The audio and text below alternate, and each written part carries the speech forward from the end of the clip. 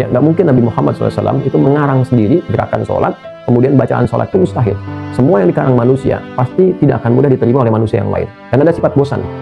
Ya, semua yang dikaryakan oleh manusia tidak akan mudah diterima. Pasti ada sifat bosan, ada sifat pertanyaan, ada pertanyaan yang tidak akan terjawab, ada kegelisahan. Kenapa mesti begini? Itu nggak ada jawabannya. Di Islam tuh dibalik. Coba tanyakan, diminta tanya tuh untuk dicari. Kenapa sholat? Kenapa zakat? Kenapa puasa? Apa hikmahnya? Kenapa Tuhannya ini? Di-challenge dan dijawab oleh Qurannya, dijawab oleh kitabnya.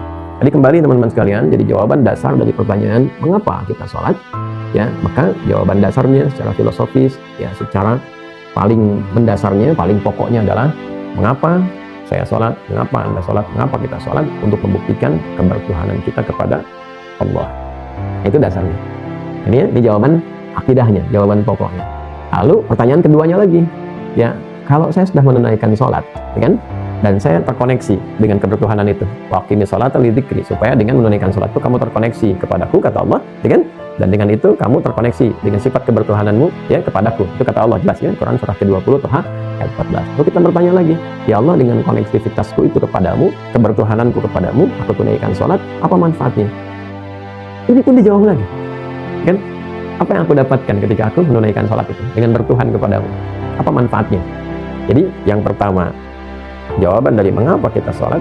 Yang kedua, apa manfaat sholat itu ketika aku terkoneksi padamu, aku bertuhan padamu, dan dibuktikan dengan sholat. Apa konsekuensi dari itu semua yang aku dapatkan? Itu Allah jawab secara runtut detil, dari urutan-urutan kehidupan di dunia sampai di alam kubur sampai di akhirat. Jadi semua perjalanan kehidupan manusia dari sejak dia di dunia dengan manfaat bertuhan kepada Allah itu, dengan menunaikan sholat apa manfaatnya, di alam kubur seperti apa, sampai di akhirat pun seperti apa saat kita mengalami perjalanan kehidupan itu.